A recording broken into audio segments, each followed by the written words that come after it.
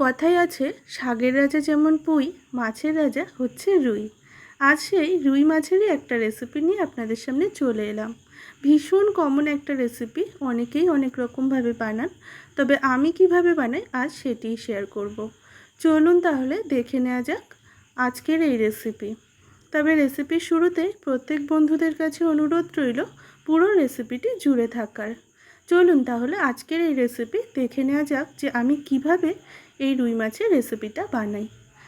প্রথমে এই রেসিপি বানানোর জন্য আমি ডাগার পিস রুই মাছ নিয়ে নিয়েছি। আর মাছগুলোতে লবণ, হলুদ আর সামান্য একটু সর্ষের তেল দিয়ে খুব ভালো করে ম্যারিনেট করে 5 থেকে 10 মিনিটের জন্য রেখে দেব।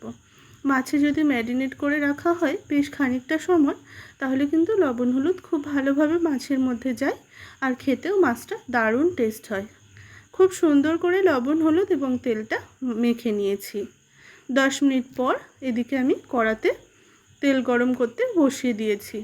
তেলটাকে একটু নাড়াচাড়া করে খুব ভালো করে গরম করে নিয়ে তারপর মাছগুলোকে তেলের মধ্যে একে একে ভেজে নেব। একটু লালচে করে এপিটোপিট উল্টে পাল্টে মাছগুলোকে ভেজে নেব। লালচে রং দেখুন ধরে গেছে এক পাশ, তো অপর পাশকেও উল্টে দিয়ে খুব ভালো করে ভেজে নেব। আর অবশ্যই যখন মাছটা ভাজবো তখন গ্যাসের ফ্লেমটাকে মিডিয়ামে রেখে কিন্তু ভেজে নেব। ওদিকে মাছটা ভাজা হোক, আর এদিকে একটা ছোট বাটিতে নিয়ে নিলাম পোস্ত। এখানে আমি 2.5 চামচ মতো পোস্ত নিয়েছি। আর তার সাথে নিয়ে নিলাম হাফ চামচ সাদা সর্ষে। রেডি করে রাখলাম, ওটাকে আমি বেটে নেব। এদিকে মাছটা কিন্তু ভাজা কমপ্লিট, তাই মাছটাকে তুলে নিচ্ছি এবং সেকেন্ড স্টেপে মাছগুলোকে আবার ভেজে নিলাম। নিয়ে তারপর কড়াতে যে তেলটা ছিল ওর মধ্যে খানিকটা কালো জিরে ফোড়নে দিয়ে তারপর দিয়ে দিলাম পেঁয়াজ কুচি। 2টো পেঁয়াজ কুচি নিয়েছি, আর নিয়েছি একটা টমেটো, আর নিয়েছি কয়েকটা চেরা কাঁচা লঙ্কা। তার সাথে একটু লবণ দিয়ে খুব ভালো করে পেঁয়াজ, লঙ্কা এবং টমেটোটাকে ভেজে নেব। পেঁয়াজ এবং টমেটো যতক্ষণ না সফট হয়ে আসছে ততক্ষণ পর্যন্ত পেঁয়াজ এবং টমেটো আর লঙ্কাটাকে ভেজে নেব। খুব ঘন ঘন নাড়াচাড়া করে এইরকমভাবে ভেজে নিচ্ছি। যখন টমেটোটা খুব ভালো করে গলে আসবে সেই সময় এর মধ্যে দিয়ে দিলাম খুব সামান্য পরিমাণ একটু হলুদ। তবে হলুদটা অপশনাল, অনেকেই আছেন এই রান্নার ক্ষেত্রে কিন্তু হলুদ ব্যবহার করে না, তবে আমি সামান্য একটু অ্যাড করলাম। দিয়ে এরপর যে পোস্ত সর্ষেটা আমি বেটে রেখেছি সেই পোস্ত সর্ষেটা এর মধ্যে দিয়ে দিলাম। দিয়ে 1 মিনিট একটু নাড়াচাড়া করে নিয়ে তারপর দিয়ে দিলাম মাছগুলো দিয়ে খুব ভালো করে নাড়াচাড়া করে তারপর এর মধ্যে পরিমাণ মতো দিয়ে দেব জল। তবে জলের পরিমাণটা যেমন আপনারা গ্রেভি বা ঝোল রাখতে চান সেই অনুযায়ী কিন্তু অ্যাড করবেন। আমি একটু গামাখা রাখবো, সেই জন্য জলের পরিমাণটা একটু কমই রেখেছি।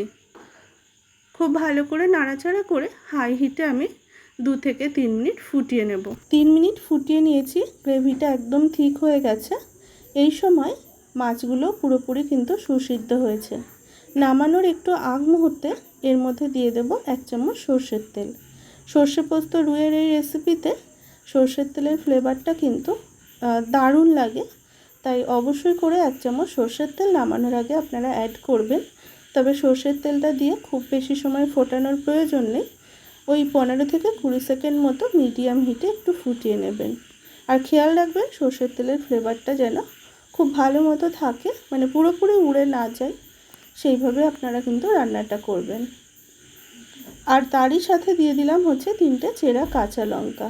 দিয়ে একটু নাড়াচাড়া করে গ্যাসের ফ্লেমটাকে অফ করে 5 থেকে 6 মিনিট রেস্টে রাখার পর তারপর কিন্তু একটা পাত্রে আমি তুলে নিচ্ছি। এখন একদম তৈরি আমাদের আজকের রেসিপি, সর্ষে পোস্ত দিয়ে রুই মাছের রেসিপি। ভীষণ চটজলদি তৈরি হয়ে যায়, যাদের হাতে সময় কম থাকে তারা কিন্তু একবার এইভাবে বানিয়ে নিতে পারে। আর এটি গরম ভাতের সাথে কিন্তু অনবদ্য লাগে খেতে। কেমন লাগলো আজকের রেসিপি অবশ্যই জানাবেন। ভালো লাগলে লাইক, কমেন্ট, শেয়ার এবং আমার চ্যানেলে নতুন বন্ধু হয়ে থাকলে চ্যানেলটিকে সাবস্ক্রাইব করার অনুরোধ রইল। ধন্যবাদ।